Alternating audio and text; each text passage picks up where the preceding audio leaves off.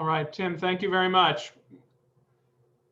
Again, hello and welcome to all of you. It's wonderful to see another strong group participating in our formation series on Lady Wisdom.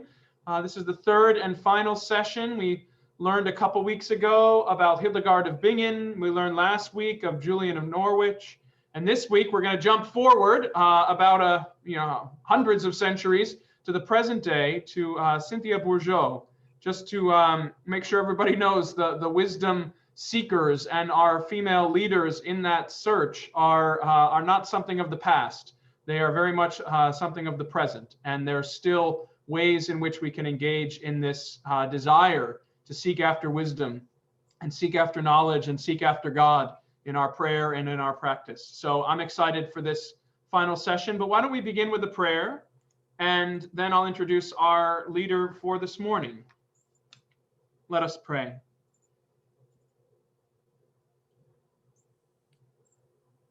O God of sight and insight, who teaches us in heart and mind and reveals its presence to our spirit and soul, help us open ourselves to you, to find the ways in which you are moving and working in our world,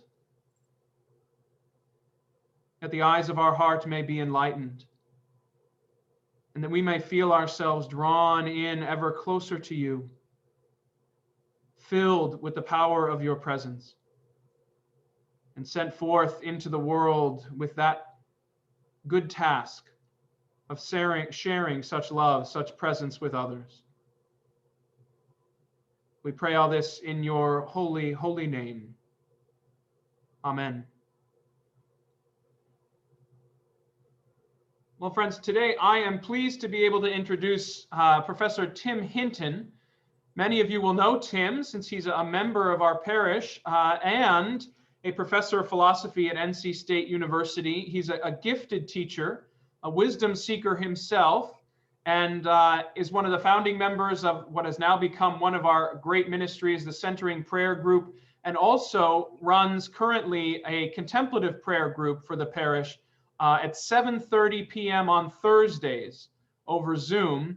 And that group will continue through the summer. So if you're interested after this talk or before this talk, I'm going to put Tim's email into the chat box. You can email him for the link of how to sign up for that and participate. Again, 7:30 p.m. on Thursdays every week.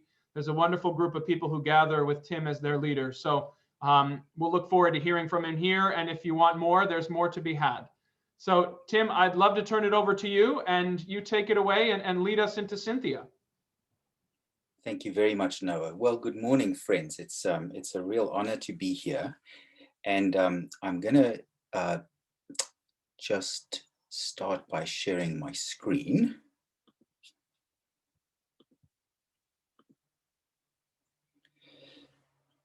So I've chosen to give the remarks that I'm going to be giving today the title Cynthia Bourgeault and the Rebirth of Wisdom Christianity. And what we're going to do is start by doing a little bit of contemplative practice ourselves. I call it coming into presence. We're just going to do that together in silence for a couple of minutes. And then I'm going to go back and play the piece of music that you were listening to as you came in this morning. And as I do that, I'm going to gently scroll through the screens where I've posed some questions for you to think about. I call them questions to ground and unground us. And then I'll also briefly let you read through what I've written about Cynthia Bourgeault's life and work. I don't think you need to have me yammering on about that. And then we'll get down to the more serious content part, where I want to walk us through what I take to be the principal major teachings of Cynthia Bourgeault. And then we'll wind up again by taking some time to sit with questions. So that's my plan. And as we begin by coming into presence, I'm going to invite the bell.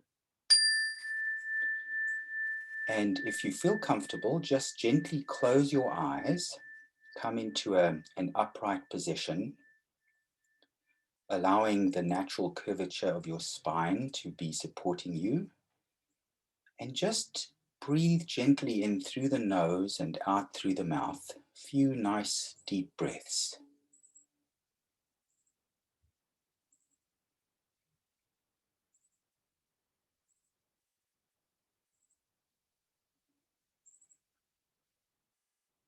And now allow the breath gently to lead you into the direct experience of your own embodied presence in the world.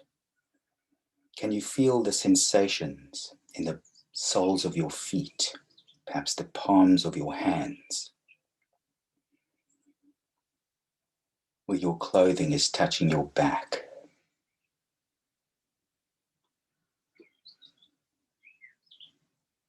Inevitably, thoughts will pop into our minds, and we gently just release the thoughts and come back to that strong embodied sense of our physical presence.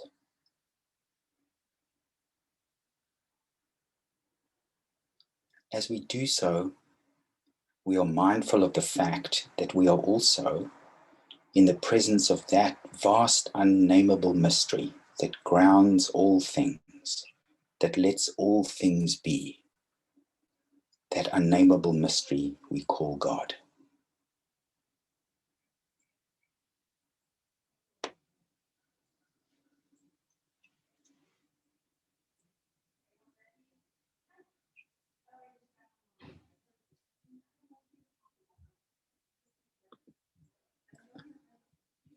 So, good. With that,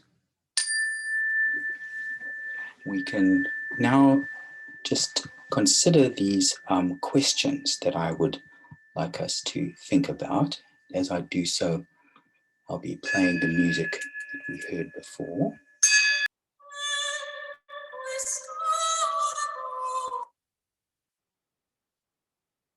Great. So I want now, as I said, to start looking at some of the principal teachings of Cynthia.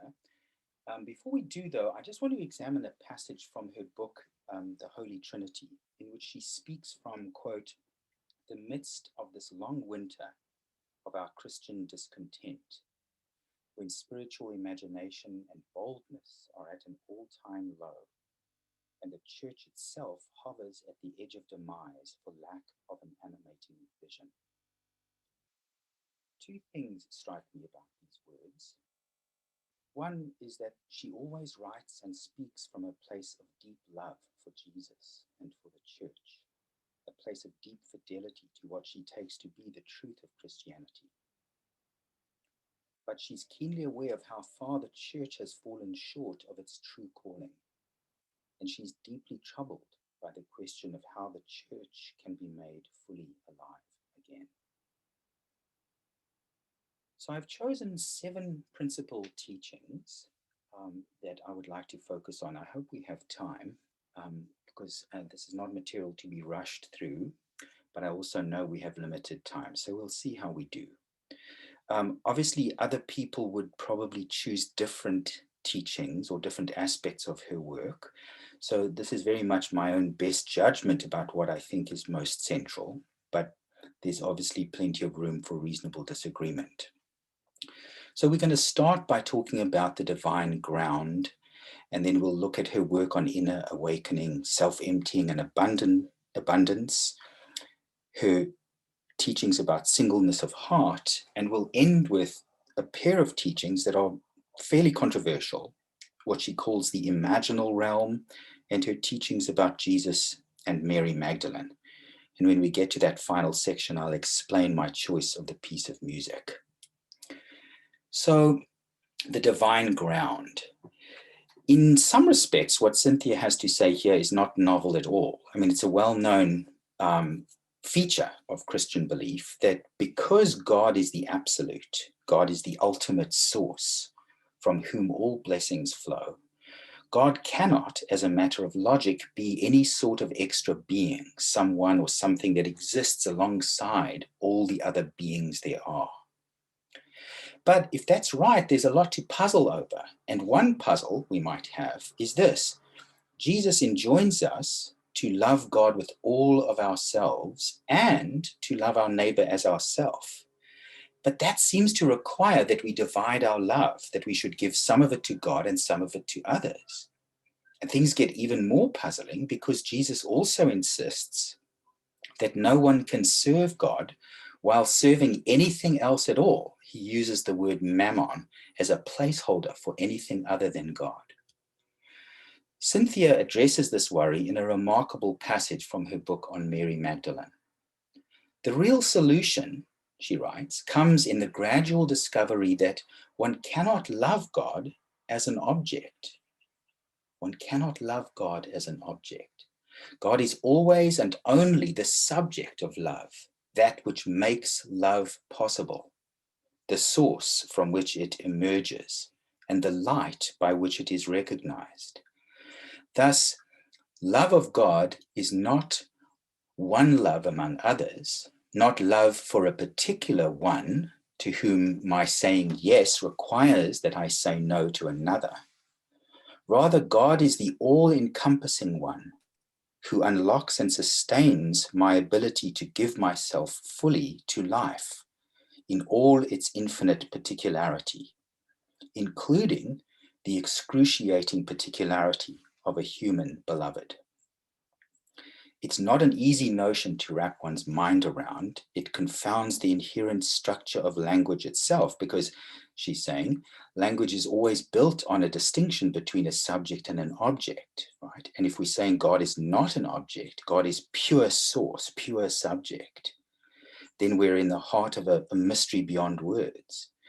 But she continues, if the basic principle can be grasped, then the apparent contradiction between the divine and the human beloved evaporates.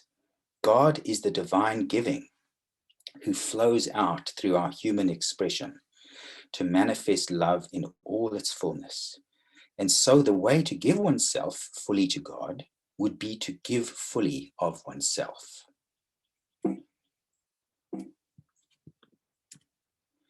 So now let's look at her teachings on inner awakening and the transformation of the heart and mind.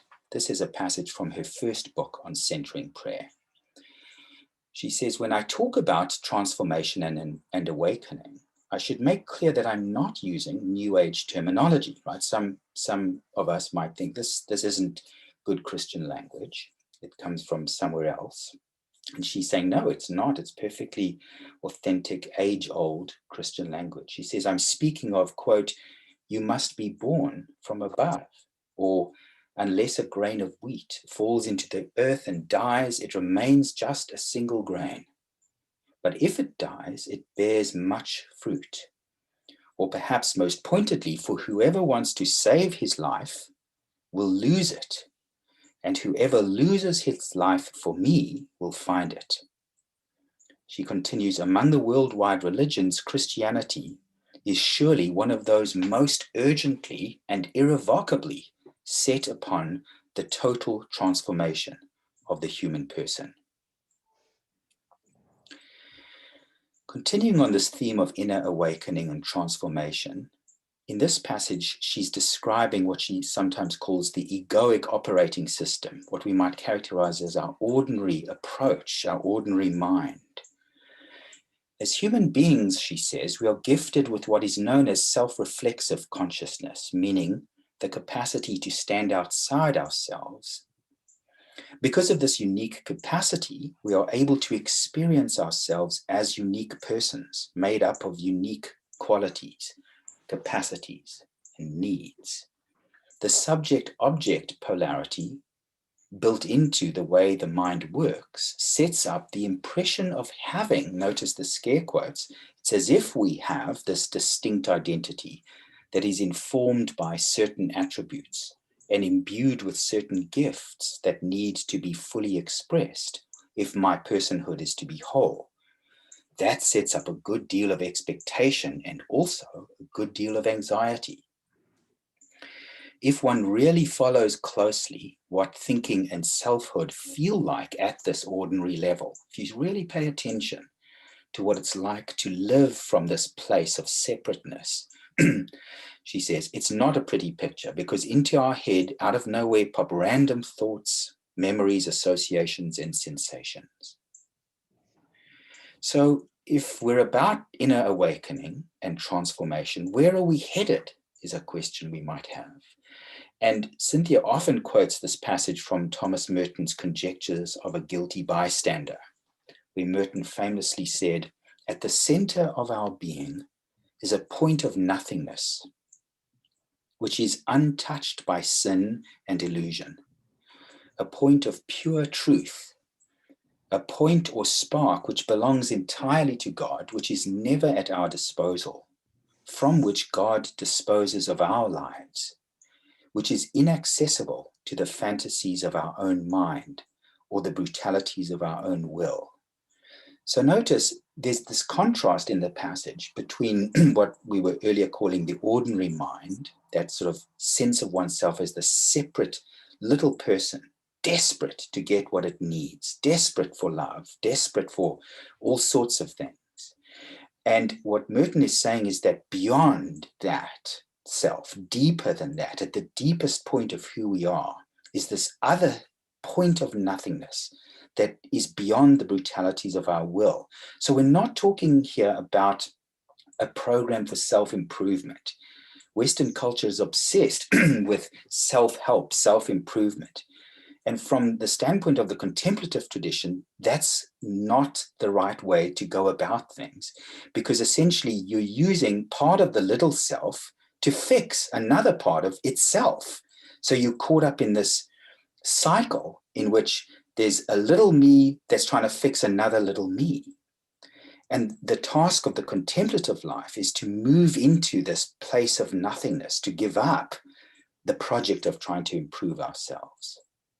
So Merton continues, this point of nothingness, of absolute poverty, is the pure glory of God written in us as our poverty, our indigence, our sonship.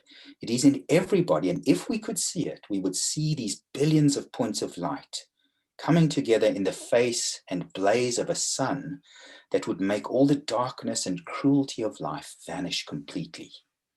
I have no program for this seeing. This is not a project for the little self. He says, it is only given. It is pure gift, but the gate of heaven is everywhere. Okay.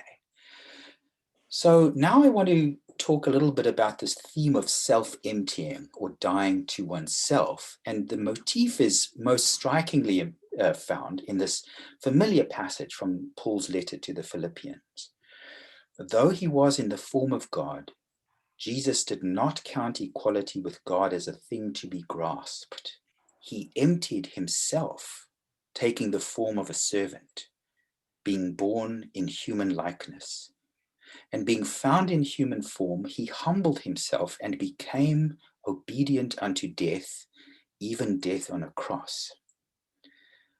At least on the face of it, this passage is connecting two, as it were, motions or movements of divine self-emptying. The first is the motion of self-emptying by virtue of which the eternal becomes temporal. The word of God takes on flesh. In other words, emptying himself, emptying itself of any divine prerogative or claim, taking the form of a servant. Actually, that's a polite translation. The Greek is slave, becomes a slave, that empty, right? God doesn't come to earth as a powerful warmonger. God becomes one of us as a slave, empty of all divine prerogative. And the second self-emptying is the death on the cross, the absolute giving of life for the world. As we saw in the passage from Thomas Merton, there's a long tradition in Christian practice and thought of seeing the center of the soul as grounded in the divine. As John of the Cross will say often, God is the center of the soul. But then we want to know, how do we get to that center? Well, many traditions answer the question how we get there by saying we have to concentrate and store up our energy by ensuring that we never dissipate it. Cynthia Bourgeault thinks Jesus taught a radically different path. She says, this is from the Wisdom Jesus, there's another route to center, more reckless and extravagant, which is attained not through storing up energy or concentrating the life force, but through throwing it all away or giving it all away. The unitive point is reached not through the concentration of being, but through the free squandering of it, not through acquisition or attainment, but through self-emptying, not through up, but through down. This is the way of kenosis. That's the Greek for self-emptying, the revolutionary path that Jesus introduced into the consciousness of the West. So for Cynthia, this idea of self-emptying is a practice that we deliberately undertake in emulation of Jesus himself. That just as he divested himself of all divine prerogatives, so we have to die to ourselves, literally give up everything in order to empty ourselves so that we can be open and receptive. And then the question is, to what? Answer, she uses the word abundance, which I've glossed. This isn't her words, but the errant joy of life after dying to self. One of the most paradoxical features of Jesus's teaching is that when we really give up everything, that means really giving up everything, not subtly holding on to the hope of some spiritual consolation, some reward in heaven, some little crown that's going to make you great. Giving up everything, then, says Jesus, we receive even more in return. How could that be? I mean, remember the two sayings we looked at earlier. Unless a grain of wheat falls into the ground and dies, it remains alone. If it dies, it bears much fruit. And again, whoever wants to save their life, if you cling to your life, you will lose it. But whoever loses their life for the sake of the Christ, for the sake of this consciousness of absolute all-pervading love, will find abundant life. And Cynthia says, the kenosis Jesus has in mind is not a stoic stance against a pitiless reality. Rather, it is a direct gateway into a divine reality that can be immediately experienced as both compassionate and infinitely generous. Abundance surrounds and sustains us like the air we breathe. It is only our habitual self-protectiveness that prevents us from perceiving it. Thus, the real problem with any constrictive motion, taking, defending, hoarding, clinging, is that it makes us spiritually blind, unable to see the dance of divine generosity that is always flowing toward us. I've only met Cynthia Bourgeault once, and was before she became famous. She very generously agreed to meet with me while she was quickly visiting the Chapel Hill area about nearly 20 years ago. And one of the things that stayed with me from our brief encounter was she said, most of us go through life adopting the brace position, like people on an airplane who are expecting things to go completely haywire. The plane is crashing out of control. And so we tighten ourselves, we bend us over ourselves, clinging for dear life to our own dear life. And she thinks, she said to me then, the whole point of Jesus's message is to let go, to open up, to not go through life in the brace position. As she says there, that constrictive motion gives us spiritual blindness. As soon as we open, we let go, then we become aware of the dance of divine generosity. Okay, so what of singleness of heart? Actually, her phrase is just singleness, but because I love this phrase from the post-communion prayer, I've slightly modified it to singleness of heart, because we pray for gladness and singleness of heart after communion. As we move from the possessive or walled off self, whose task is obsessively to protect me and mine, we are gradually opened up to the divine ground, and we move into the space of what many people call, it's not just Cynthia's phrase, heart awareness. She says, and this is from the Wisdom Jesus, when heart awareness becomes fully formed in a person, he or she will be operating out of non-dual consciousness. So there's some kind of breakthrough beyond that sense of separateness that she's calling here the breakthrough, non-dual consciousness. And she continues, it's not simply a higher level of the same old mind. It's a whole new operating system. That's one of her favorite metaphors. She uses these computer metaphors. So it's as if you've installed a new operating system. I was saying to Noah before we got going today, I'm essentially a Visigoth when it comes to technology, as you've now all experienced. But so I have a dim sense of what this means, but I think I know enough to say it's a radical remaking of our identity. That person, she continues, does indeed see from a perspective of singleness.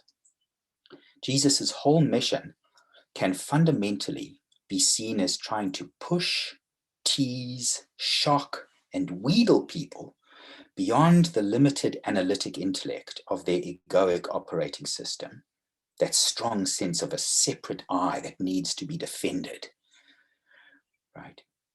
Into the vast realm of mind where they will discover the resources they need to live in fearlessness, coherence, and compassion, or in other words, as true human beings.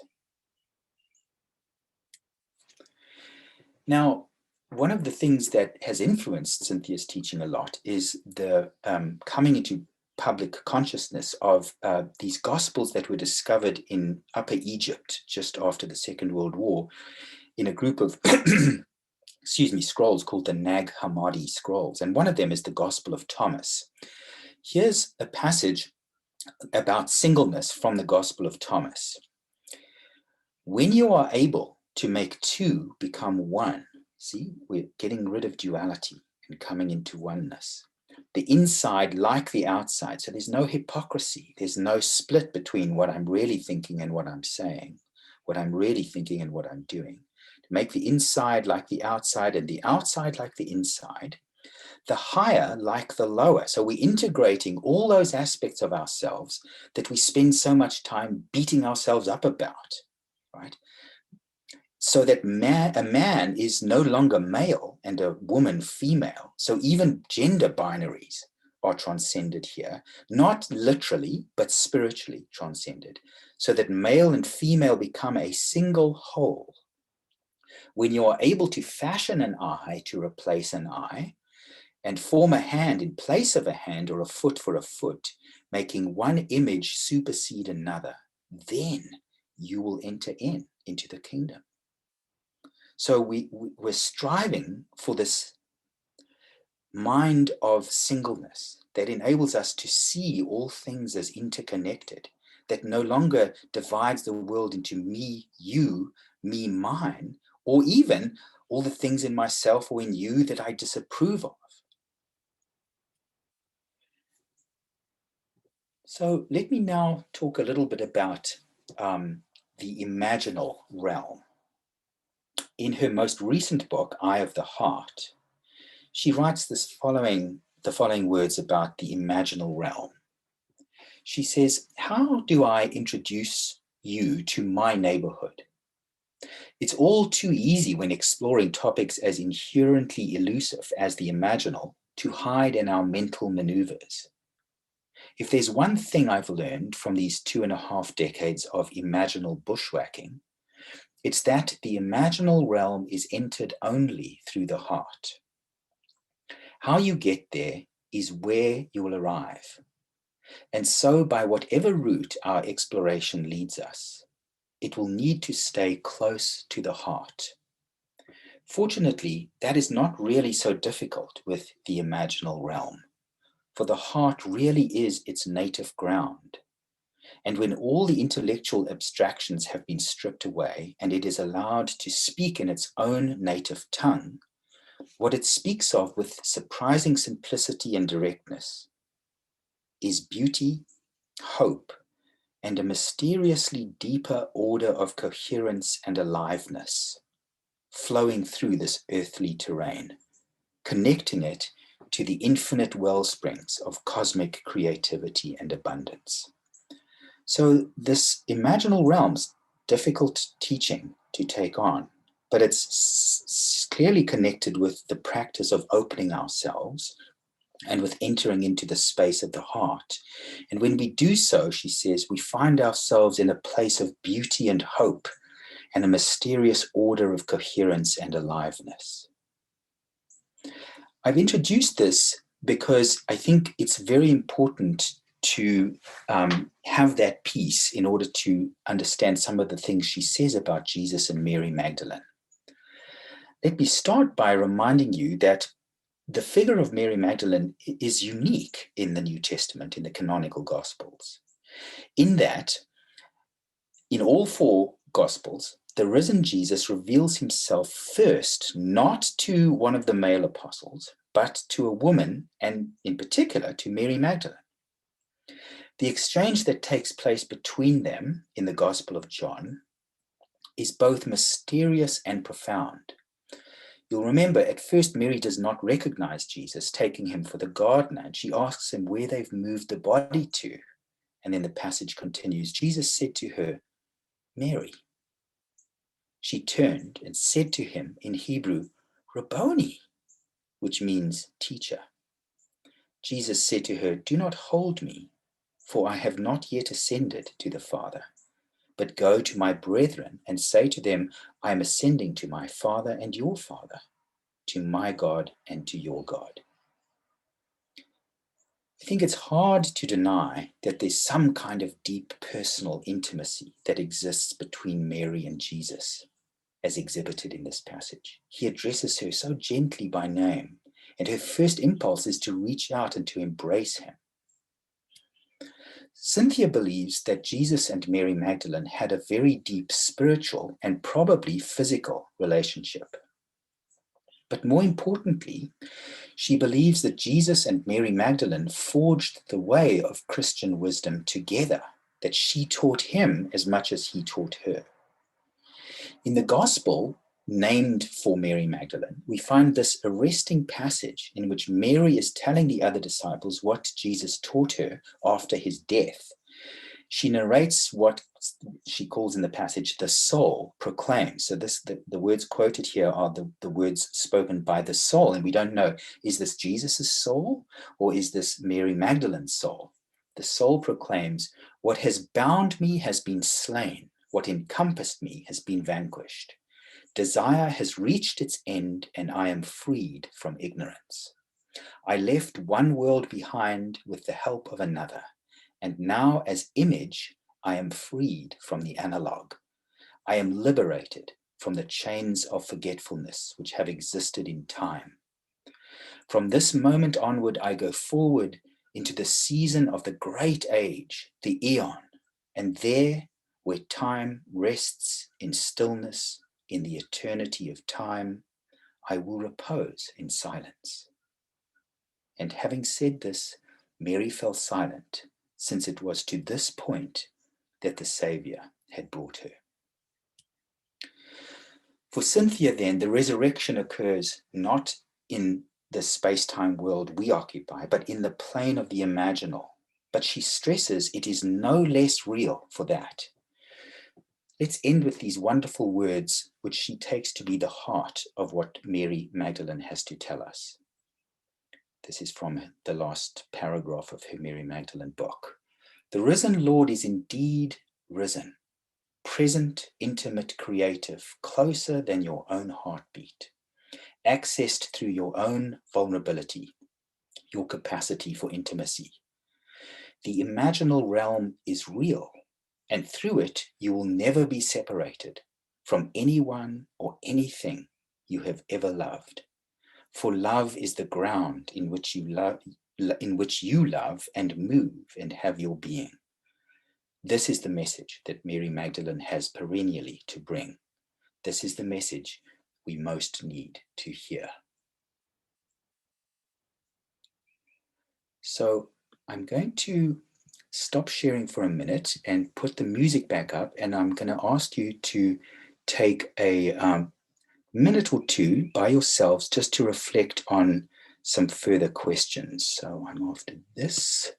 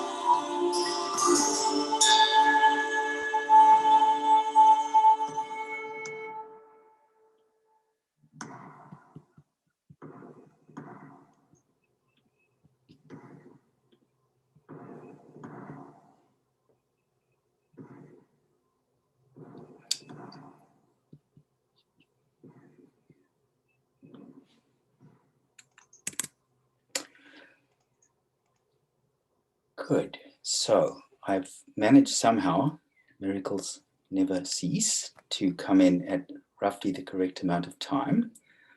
And so I would be very happy to take any questions or comments. Thank you, Tim. Just some stunning things you've offered us. Thank you.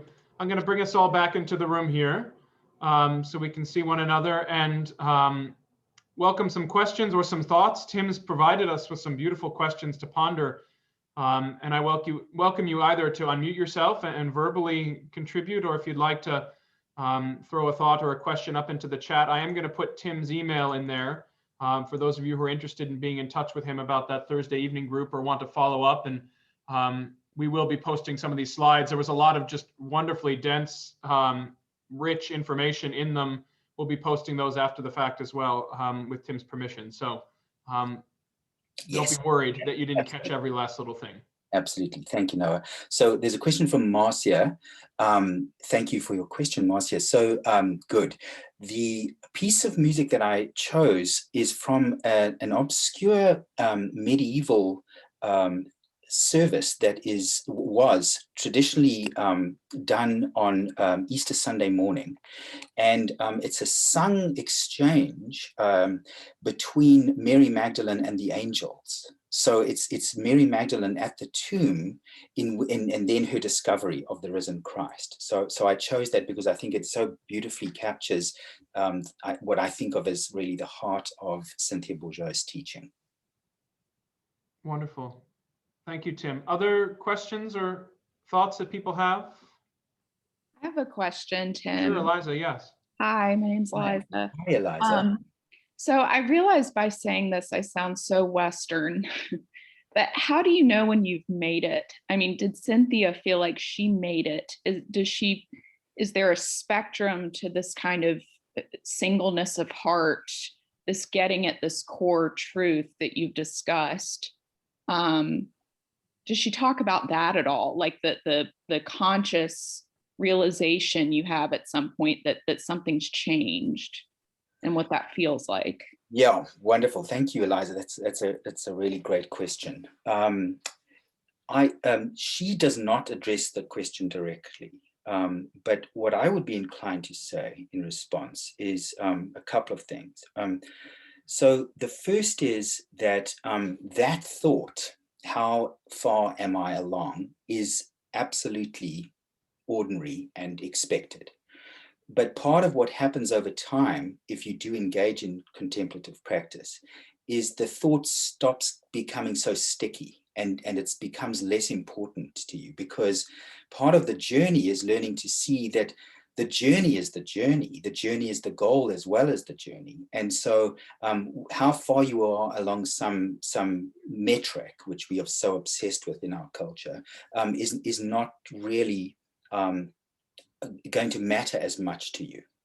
But the second thing that I would want to say is, as Jesus himself emphasized over and over again, by the fruits you will know the tree. So if somebody says to me, oh, I'm enlightened, and then I hear them speaking to their children or their spouse or speaking about their enemies in cruel and unkind ways, then I know that that's just words. And I know in myself that no matter how much I practice every day, I fall flat on my face. So I know I'm not there. So the real test, I think, is in practice, not so much in the words.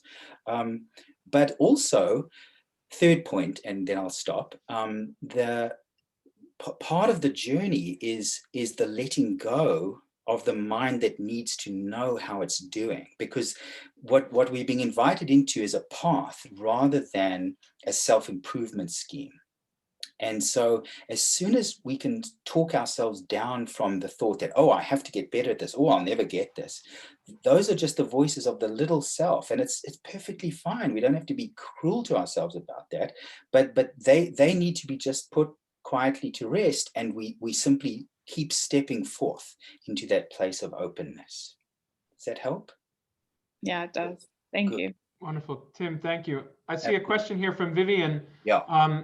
Talking a little bit about these Gnostic sources, which is, it's interesting how wisdom traditions tend to push us outside the accepted canon, right? That's true in the Old Testament with some of the books of wisdom literature, and it's true in the New Testament, it sounds like, as well. Vivian, do you want to speak a word to your question here? So I'm not sure I'll be able to articulate it as well as you could. Are you able to unmute and say it yourself? Sure. Can you hear me? Yes. Okay, sorry, I was on the Bluetooth speaker and it doesn't have a microphone going back in, so I pulled all the wires out. We'll see if this lasts. But no, I was just wondering, since you're taking from the Gospel of Thomas and the Gospel of Mary, like those texts seem to have their own theology to some degree, and I was just wondering how the kind of wisdom Christianity that you're discussing here is different from, second or fifth century Gnosticism with its, strong ideas about the dual nature of reality, like physical and spiritual, and like strong focus on like the demonic and that sort of thing. So sorry if that's too technical of a question. I mean, I genuinely love Gnostic texts and have been studying them for 20 years. No, wonderful. Thank you, Vivian. I very much appreciate your question. So I should say my grasp of this area is far from perfect, far from complete. But what I would want to say in response is a couple of things. So the first one is that as far as I'm aware, for a long time, there was an assumption made by predominantly Orthodox mainstream Christian scholars that there was this single thing called Gnosticism with a capital G. And just for the rest of you who are not familiar with this terminology, the word comes from the Greek word gnosis, which means knowledge. It's where we get words like acknowledge, or even the word knowledge comes from gnosis, this Greek word. So there was this assumption that there was this fairly homogeneous position that the early church came up against, and that had to be thrown out of the bounds of orthodoxy. And as Vivian was saying, one of the things that the teachers in these Gnostic traditions seem to hold was a very typical Platonist view that regarded the flesh as intrinsically evil, and therefore part of the spiritual path was overcoming the desires of the flesh and entering into this non-fleshly state. Now I think the scholarship is suggesting that Gnosticism really didn't exist in that way. It wasn't some single homogeneous set of doctrines. It's a very complicated set of schools. And the second thing is, although we love to say, and we're not wrong to say it in my view, that we are saved by faith through grace alone. And so there's this emphasis in the New Testament on faith as opposed to gnosis, knowledge. If you look at the New Testament, the Orthodox New Testament, it's full of the word gnosis, right? And St. Paul himself constantly speaks about gnosis. So there's some sense in which the word gnosis, some kind of knowledge, direct encounter with the divine, is fundamental to mainstream Orthodox Christianity. So finally, just to circle back to the end of Vivian's question, I think what people like Cynthia Bourgeault are doing is trying to suggest that one helpful way out of the church's current impasse is for us to broaden our understanding of what Christianity is about. Instead of making Christianity a set of doctrines that everybody has to get on board with, some list of propositions you have to assent to, and if you don't assent to those, you're not Christian, that Christianity should much more be returned to what it's described as in Acts as a way, the way, a path. And for that to be true, we need to be open to these texts and that are not canonical texts, these wisdom gospels, as she calls them. And what we find in the wisdom gospels is challenging stuff, and it's harder to fit into all of the orthodox categories. One final point, though, is if you compare the three synoptic gospels, Matthew, Mark, and Luke, with the Gospel of John, the theological distance between them is vast. And yet we're very comfortable with that. We don't even maybe notice it, but sometime do yourself a favor, read Mark and then read John and tell me that those are talking about exactly the same things. They're not, right? And I want to suggest that the theological distance between Thomas and Mary Magdalene and Philip, the three Gnostic Gospels, as they sometimes call, is sort of like that. It's a vast difference, and not all of it should be taken on board by us, but some of it should be, and should be weighed carefully. So that's what I would say, Vivian, to your question. Tim, thank you. Yeah. Randy had a question. Sounds like we've addressed that in the conversation here, but Sarah has I think a really important question about the heart. What does the heart mean? It's not just the organ with four chambers as the portal through which one enters the imaginal realm. Could you speak to that a little bit? Absolutely. Thank you, Sarah. That's a wonderful question, and I very much appreciate that. Oddly enough, it starts with this space, physical space in a human being. It does. And if you look at, the Philokalia, which is a collection of teachings from the Eastern Orthodox monastic tradition, four or five volumes, you'll find this constant instruction that is given. Bring the mind into the heart. Bring the mind into the heart. So the heart that has been spoken of here is the heart space. It's the space in which we feel anxiety, the space in which we feel anger, the space in which we feel openness.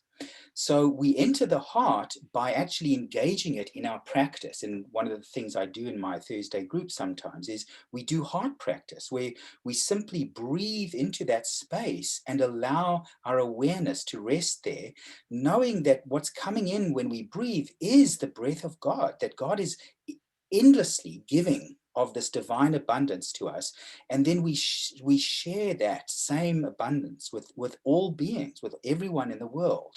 So the heart space starts out as physically this place where we feel these feelings. But over time in practice, the heart space becomes more refined and more attuned, and it becomes a place in which we can, as it were, see things that weren't so apparent to us before. So Sarah, I hope that helps to some extent. It's a mysterious and difficult thing to talk about without having some direct experience in practice. Tim, I think that's wonderful. It's amazing how there is an incarnate aspect to these imaginal things. Absolutely. That is just funny the way it works for us. Sarah, did you want to add a little comment on that? It sort of seems to me like the difference between anima and animus. Say more. Animus, I always thought of animus as being the mind, the intellect, that part of the soul, and the or ourselves, and the anima being more the life soul, that thing that comes into us and leaves us with regard to the physical body. That's just the way I define it, but I'm going from Prudentius, really, one of my favorite poets. And so I think it's that kind of complication, that mind, heart, what does it mean? Yeah, that's wonderful, Sarah. I appreciate that. Thank you. Scott, a lovely comment here from Scott Bedingfield about what the practice of centering prayer. And it's fleeting, right? Some of us are lucky enough to dwell in that state of emptiness or sort of negative space, that kenosis, that kenotic space for a long period of time. And many of us catch it for a moment, and it's so peaceful, so transformative that we go hunting after it again and again, and we keep seeking it. And so you're right, Scott, even just a moment or a minute of that sense of true openness in a half an hour session or 10-minute session or however long it is, sometimes it takes that much to be able to get there, but it is true, and it's beautiful. A few more questions here coming in. Marilyn McNamara, you have a question? Why don't you unmute? Just briefly interrupt. If anybody's desperately needs to leave, please do feel free to do so, but I'll stay around as long as people would like me to keep answering questions. I'm most happy to do that. So thank you. Sorry to cut you off. No, thank you. No, please. That's wonderful. It's generous of you. Marilyn, please go ahead. Make sure to unmute yourself, Marilyn, so we can hear you. I'm just going to report. My dear mother used to say every now and then, be careful. Be careful to don't do something your heart's not in. Almost as a way of testing.